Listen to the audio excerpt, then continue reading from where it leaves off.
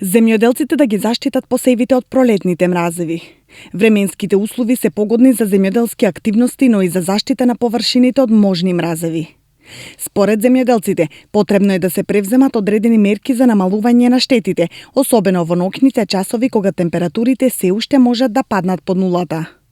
Во овој период земјоделците се подготвуваат за рано градинарско производство, а за квалитетен производ потребно е да ги заштитат растенијата уште пред самиот расад.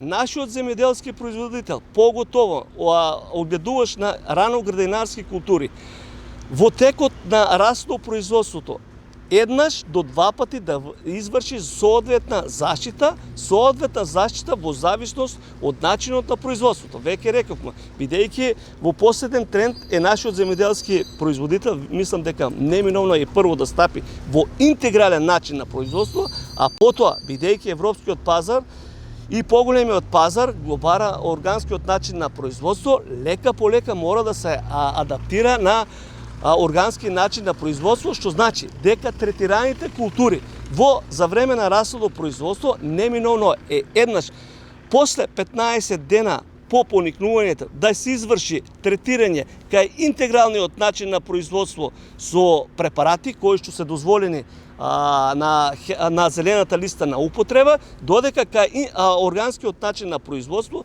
со органски препарати.